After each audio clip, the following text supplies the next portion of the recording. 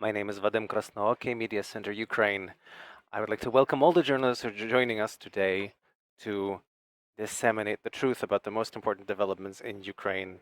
Today, we're talking about an important subject: prevention of sugar diabetes in conditions of war. I would like to give the floor as a moderator of this discussion, Natalia Olbert-Silko, leader of the One Health Foundation. Pani Natalia, the floor is yours. Thank you for this introduction, and we're very happy to be in Lviv today.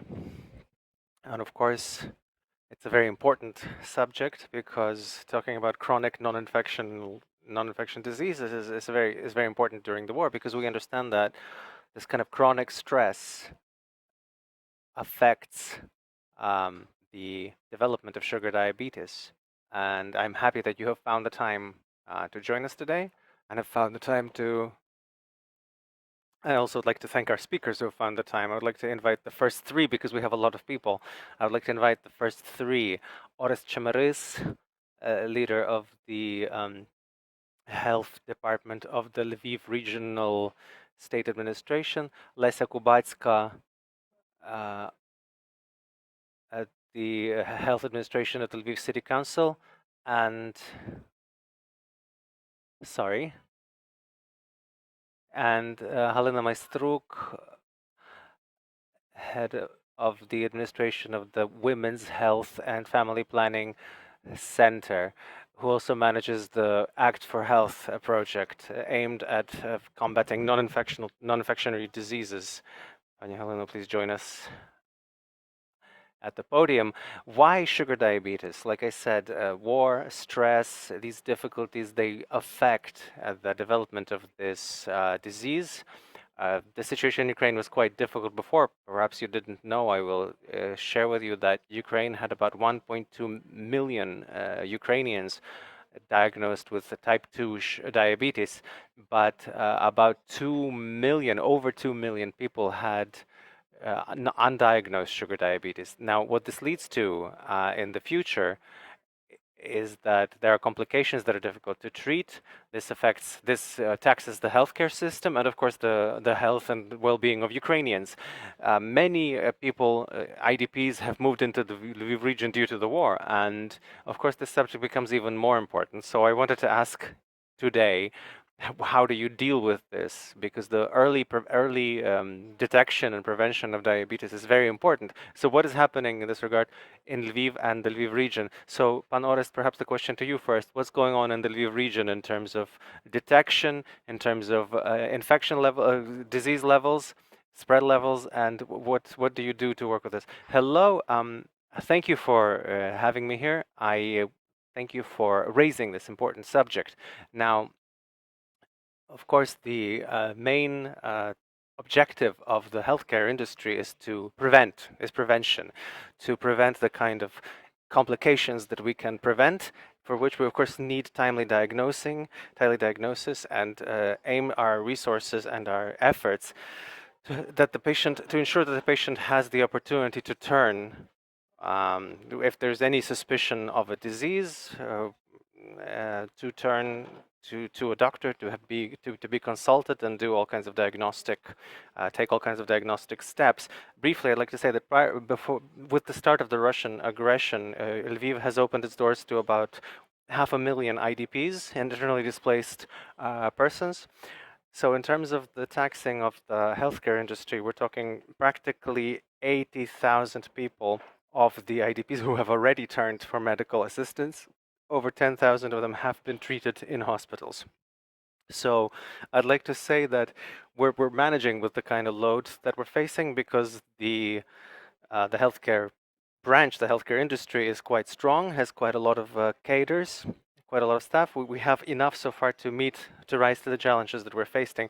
Right, as of now, there are 64,000 people in the Lviv region with sugar diabetes, and we understand that in addition to the people who live here in Lviv, we have already encountered a large number of people among the IDPs, we have found that there's a lot of sugar diabetes there, and of course we deal with that with the help of our family doctors, who have been helping the ADPs since the earliest days, who consult, who again, regardless of whether or not those people have been directed by their doctor or not, they have the opportunity to see them and provide them help. So the situation is very important because we understand that it is stress, the stress that we're facing since the start of the large-scale, full-scale invasion. We understand the people in this condition of stress who have moved to the Lviv region. This is one of the factors that where the situation can provoke the diabetes, or on the other hand, people who have had the disease in latent forms, have been ignoring medical advice, and then they turn to medical help when it's too late. So this is quite relevant. I'm happy that this subject is raised, particularly when we understand that we have to move, we have to go to people, we have to go where the people are, and I'm grateful that we'll have this opportunity to do a training, to move to the places where IDPs are concentrated, because they often neglect their health. And it is precisely the fact that we bring this help to the places where the IDPs, these temporarily displaced people, are there, who are our guests and our residents right now. So I'm very happy that this initiative is taking place. And again, I would like to stress that these kinds of calls, these kinds of visits, these kinds of initiatives, and this kind of early diagnostics will help us diagnose and treat and prevent diagnosis sugar diabetes. Thank you. I have another question in terms of the medications. How well provided are you in terms of insulin, in terms of other pills and other medications? How possible is it to get the medications for these people who have come and who live here? And if there are problems, how do you deal with those problems? So since the earliest days of the full-scale invasion, we've focused, with all different communities, we focused on monitoring the situation, primarily providing insulin. We don't have an insulin shortage at the moment. We have enough insulin. The medical guarantee is working. The electronic recipes, prescriptions are being filled. So all of the drugstores that have their agreement with the National Healthcare Service are fine. There's no shortage of insulin. And so this of course includes the IDPs. If they have even a paper prescription, we have the opportunity. In any case, we have the opportunity to provide them with the medications that they need. And just a final question. So a patient's path. Let's say someone like our campaign, the Diabetes Hunters basically encourage early diagnostics. So let's say any person could come to any family doctor and be receive medical help, including blood, including having their blood sugar tested, right? Correct. Anybody who needs medical help, depending whether or not they have this declaration filled in with the family doctor in the Lviv region, we still encourage them to turn to the nearest ambulance or clinic, ambulatory clinic, and get the help. And so the second question, in terms of endocrinology and endocrinologists, just to go through this, because we're being watched live. Perhaps this is useful information. So people with sugar diabetes, also they can turn to an endocrinologist or a family doctor, right? Get either an electronic or a paper prescription, and then go to a drugstore. Is there a list online of drugstores that have insulin in Lviv or in the Lviv region? Do you have this service? Yes, this information is open. It's the National Health Service website has the list of drugstores that have signed these agreements, and also the affordable medications program. Also, often when we go out into the region, into different towns of the region, I often come into the drugstores and ask, do you have the medications? How do they work? And I can tell that in the recent days, we haven't had any signals that anything's not working as intended. Of course, if you do have this information, if you do have these signals, we are open. You can turn to us. You can turn to the healthcare department, the hotline, and we will respond together with the social health service. An important aspect here: the hotline of the National Health Service is 1677. If you can't find anything, I know you can call them and provide information. Thank you, Orest. Now, if we can talk a little bit about Lviv, because the Lviv region has taken in a lot of IDPs, but Lviv has been and remains this kind of chief hub where many people have moved, is this point where from which people then move to different parts, other parts of the region. What's the situation in Lviv, and what do you do? What were you doing prior to the war, and did you change any tactics during the war in order to diagnose diabetes in timely fashion and provide medical help? This is Lesia Kubecka. Yes, Lesia Kubecka. I thank you for having me, and I'm very happy that this event is taking place.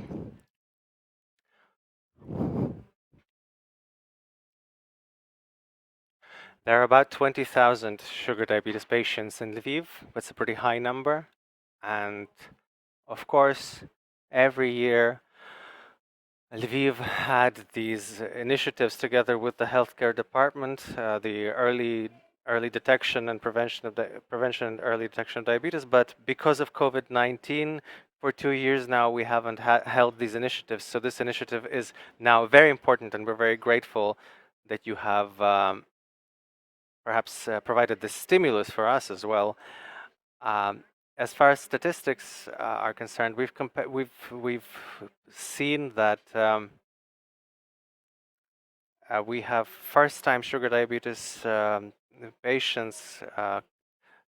So compared to the past 2 years, the numbers have fallen by 40%. Why? Why is this? This is because the pandemic and our family doctors, they have been more focused on helping patients with the coronavirus disease, and so not much attention was paid to prevention.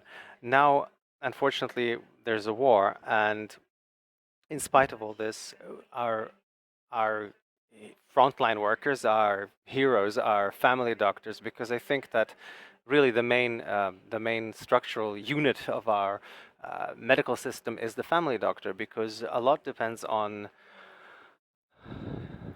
setting up prevention, preventing disease. All of that depends on the family doctor.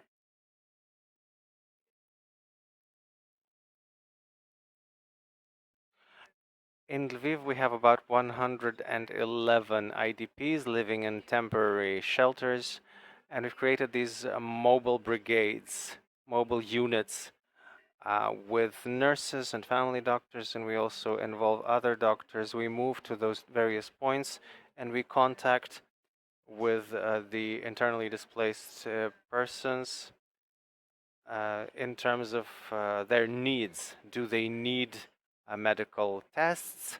If yes, we point them to direct them to the clinics, or perhaps they need vaccination, or perhaps they need to be hospitalized, or maybe they need to be sent to palliative care. All of this is done through family doctors, including, of course, we pay a lot of attention to early detection of diabetes, because we understand that stress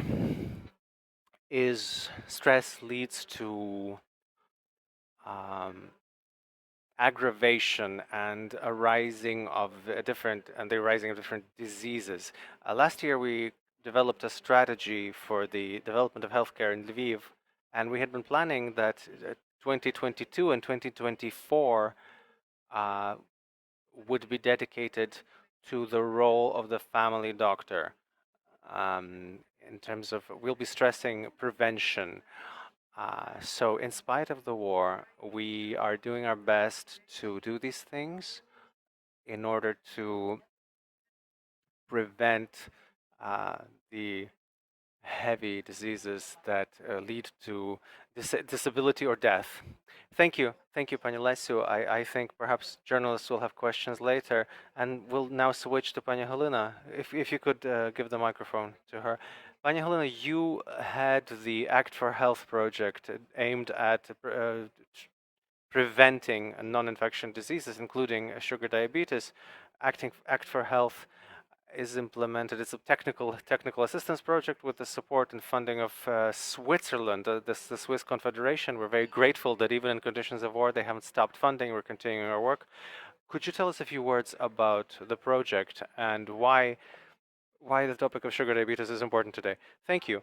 Dear colleagues and dear journalists, dear people of the media, I am very pleased that even against the backdrop of this difficult situation that we're facing today, people are still concerned, interested, concerned for their health and thinking about their future. Your presence here indicates to me that this matters.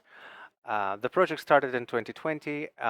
It started as a development project with the clear sense that the priority for Ukraine is non-infectional diseases, because this is the highest percentage of what people died of in Ukraine.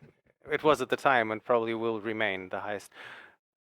Thankfully, we don't even expect as much losses from the war as these non-infection diseases, but immediately we face challenges. Obviously, the very serious COVID pandemic, and we understood that the COVID pandemic will not help decrease the number of disease, because people have lost the normal procedure of turning to family doctors, of getting tested, etc. This particularly left its mark on cancer diseases and diabetes. And then another challenge that started on February 24th, where millions of people were forced to leave their houses, who are now in completely different conditions, circumstances, who have lost their links to the healthcare system at the time when they moved. It's essentially, imagine a suitcase. It's a suitcase with pills, with 2 weeks worth of pills, and that's all they have. And so, as of today, to me, our event today is like a breath of air, like a breath of that kind of peaceful air that we had been planning. And we've been planning to do this, and we will do this. We've done this already in Poltava, in the Rivne region next week, and this is really important to us. Kherson, we don't know what we will find in Kherson after 2 months of occupation today. We know that they don't have medications at all, which is a dire situation. And as far as myself, I'm discovering the Lviv region for myself. I'm discovering the opportunities that have to do with providing help. And I'm very proud. I can proudly say that there hasn't been a collapse, even considering all the forecasts that this would be a chaos and a collapse. I would like to say that the doctors and the medical staff are highly motivated. They're completely oriented at this, aimed at this situation, that you have to do better. As a project, we have not only stopped, we haven't simply stopped, we continue to work in completely different conditions, yes. And we're in a period of humanitarian response. So this is a planned event, and I'm very happy that journalists have approached even young women, for instance, young men and women who had their blood sugar tested, and I'm happy that they are healthy. I'm confident that they're healthy, but still there was the opportunity to simply write about this and disseminate that this is a very elementary technology which gives a lot, because when people come in already with already symptomatic, already with symptoms, it's too late. Now you're dealing with a disease. Now we're talking about prevention.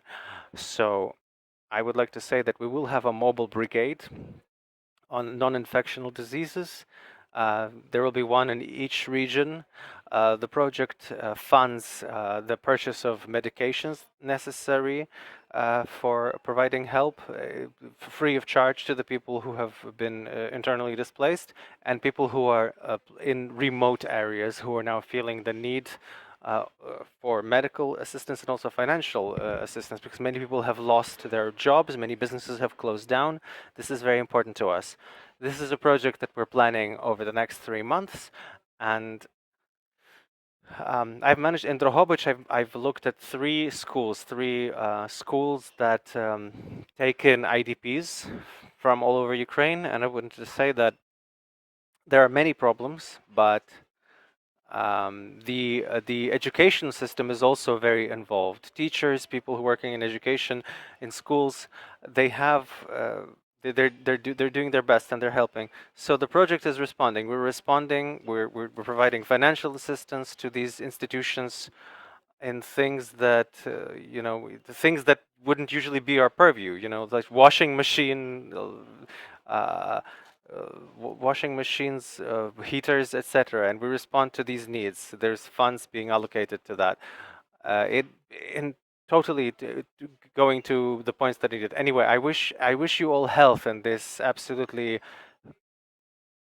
this absolutely fantastic day for Lviv, this sunny and bright, beautiful day here in Lviv, and I hope that we meet here in a year in completely different conditions for completely different reasons, talking about how the Diabetes Hunters campaign was effective, and we've managed to uh, detect and provide help for many people because the project will work in Ukraine, we hope, for 10 years. I think that we will prioritize also other chronic diseases. Thank you for your attention. Thank you, Pani Halino. We'll be talking about this. I just wanted to stress again the mobile medical team of Act for Health. They will be working not only in the Lviv region, they will be working in the Lviv, in Dnipro, in Rivne regions, and Kherson region as well. And yeah, and Poltava. So 5 regions, 5 regions where we'll have the mobile medical teams that will include a family doctor, a nurse, a psychologist that will provide basic medical assistance plus medical medications. So the treatment will be free. For instance, when we're lacking medications, what's going on in Kherson. I think that's the highest. They're facing the highest need, and Dnipro as well. So it's very. I'm very pleased that the project can do this, can provide assistance to people where they need it, and the Lviv region as well has these remote corners, remote areas where you don't have family doctors. Of course, the system works well here, but we'll be happy to help you there. Thank you. We'll be inviting the next doctors who are part of our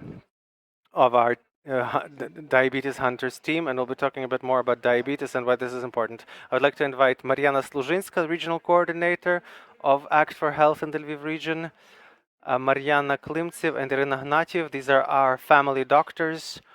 You can if you please sit down, because for the online broadcast you're a bit you're in the way. So these are leaders of Diabetes Hunters. What is that? That's an information campaign that we've started as part of Act for Health project. The main point of this campaign, which is working in 5 regions, but effectively we cover all of Ukraine, is diagnosing type 2 sugar diabetes in a timely fashion, because this is a serious problem, and we have a wonderful team of leaders. And Diabetes Hunters is a campaign. Mariana will tell you more, but Mariana Klimtsev and Irina Gnatiev are family doctors who are working and providing medical services and have also joined our campaign. Anyway, we'll talk a bit more about why it's important to pay attention to your health, how easy it is to measure the blood levels and sugar levels in your blood. And so, Mariana, what is the project doing in the Lviv region? Okay, so it may seem that an information campaign about the sugar diabetes in a period of war, in this difficult period, may seem out of place.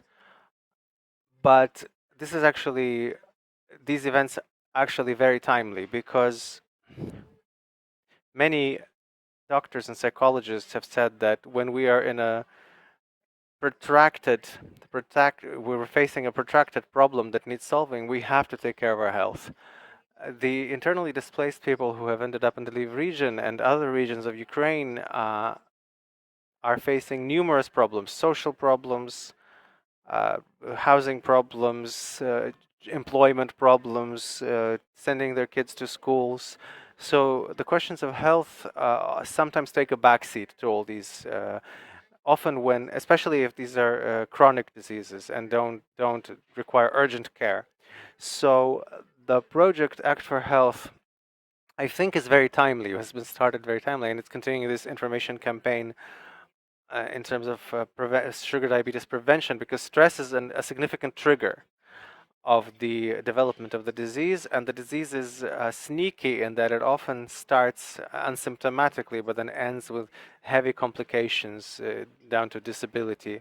So as part of this information campaign, awareness campaign, we do several events, we do several things. We use social media where we spread different information about diabetes, and this information is very relevant today because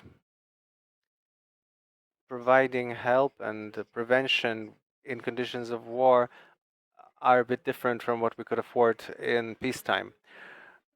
As part of the project, I wanted to show you. We've printed these. If you could help me, we've printed this information brochures and posters. They will be disseminated in the medical institutions of Lviv, particularly in the centers where family doctors are working, and they are aimed at the general public to draw the attention of patients to the question of sugar diabetes, to testing. Uh, so we really hope that this information will be useful for patients who will visit these medical institutions, healthcare institutions. We've talked about access, population access to testing, to blood sugar levels testing. In our region and some other regions of Ukraine, we'll have mobile brigades, and I would like to stress that the work of mobile brigades will be primarily aimed to where they're most needed. So not the large cities or the cities where they have a lot of specialists. We'll focus on the more remote communities, on villages, on communities with a high percentage of IDPs. Yes, we can also send this brigade to other to big cities, but where there's not enough assistance. So where there's a lot of IDPs.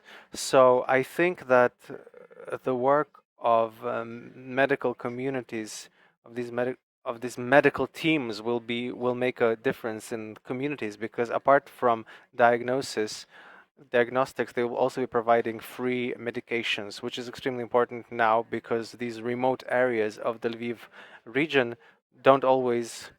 I mean, yes, those medications can be bought, but it takes effort. Whereas if we deliver medications, we'll definitely ease access, simplify access.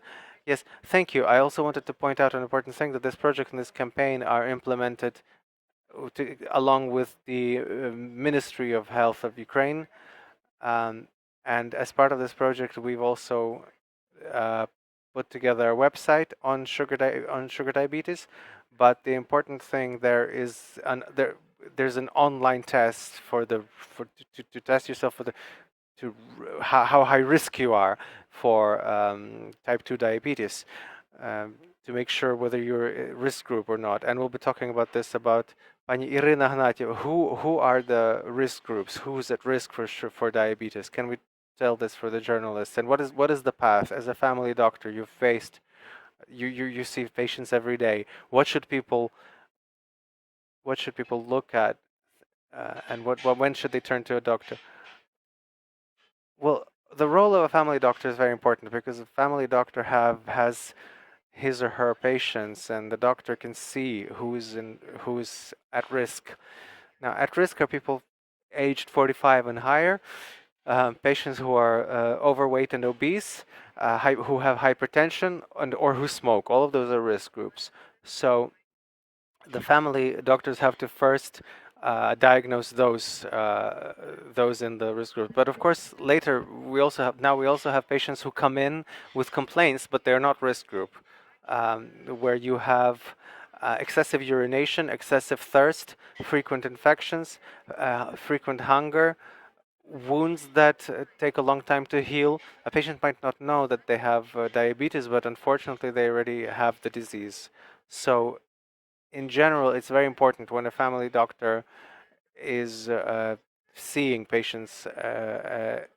Now, this is very easy. The test can be done both with a family doctor and online. Every family doctor has these tests.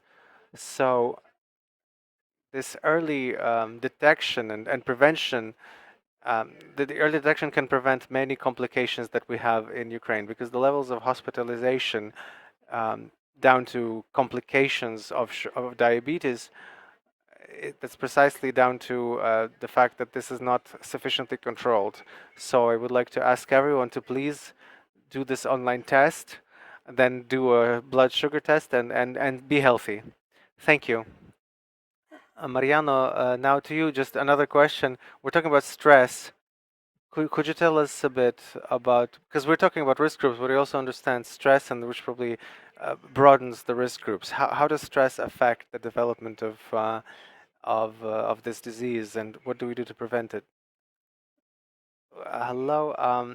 As far as stress, we're all in conditions of stress right now, but there are acute conditions. Now we're in more chronic stress. Now, during stress, sugar levels in the organism rises. This has to do with physiology. Even in my practice, I had a patient who was supposed to have her sugar tested. We knew what her, it was under control. We knew what her level was. When she was giving blood, we had an air raid alarm. Um, she came in, and her blood levels were extremely high, down to stress. And she said, "Okay, we'll take a few more days. We'll do another test." And we tried it again. The sugar levels were normal. So the stress levels really affect sugar levels. This has to be understood. And so when stress is continued and strong, it can trigger the process of diabetes. We are all under stress right now, and we have to learn to control these stress levels. It's not always possible, but we have to know that we have the methods that decrease sugar levels even in stress conditions.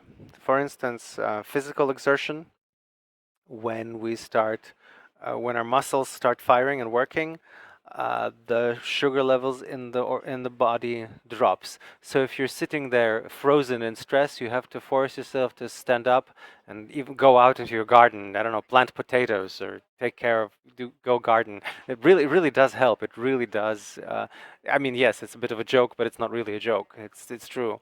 So as far as the online test, it's a very useful tool for our doctors. Almost all of the family doctors know where to find it on the website. It's a very quick. Um, we disseminate this in social media on social media for young patients, so they can help their older relatives or friends to take this test. You can do this test for them. It's or help them. It's quite quick, quite simple, and it's quite effective. So as far as blood sugar levels that we can routinely test, um, right there with the least level of suspicion. So even if your sugar level is higher than usual, nobody will immediately diagnose you with diabetes, right? Just because your sugar is elevated doesn't mean that suddenly you have diabetes now. Maybe there are risks. The family doctor will figure it out. You just have to come in. You have to not hesitate to come in and do this, and then the doctor will tell you what to do. We'll have advice for you. Thank you. And sugar level is 5.5, right? Right. Normal sugar levels are 5.5. If they're higher, it's true that not every elevation is diabetes, but it's better test in time. So I would like to thank the journalists for being with us, and you can tell Ukrainians about this. And indeed, in the press releases have the website, have the link to this test. It's a very simple test. It's really 7 to 10 minutes, and you can determine your risk levels for diabetes, and also what next steps you can take. Thank you very much. I think we will talk to you more. Perhaps journalists will have questions. As part of this campaign, tomorrow we'll be doing a training for family doctors in the Lviv region on sugar diabetes, how to prevent it, how to treat it. We're very happy that many family doctors from all over the Lviv region have joined, have signed up to participate. We really hope that they will have more tools to provide these services to their patients. Also, today after our press conference, we'll at around 1:30. Sorry, at 12:30 we'll be leaving here. We'll be going to Arena Lviv, the stadium, and we'll be testing IDPs for to help them see their sugar levels, and then point them to for help if they need it. So if any journalists are interested in joining us, we have a bus and you can join us. Okay, we've been talking about this for a while. This is a very important subject and an endless subject. But if you have questions, you can ask them to our speakers. And if okay, you can individually talk to them. I don't seem to see any questions. So I'd like to thank anybody for their participation. Thank you for joining us. Please stay well, stay healthy, and keep the faith in our victory.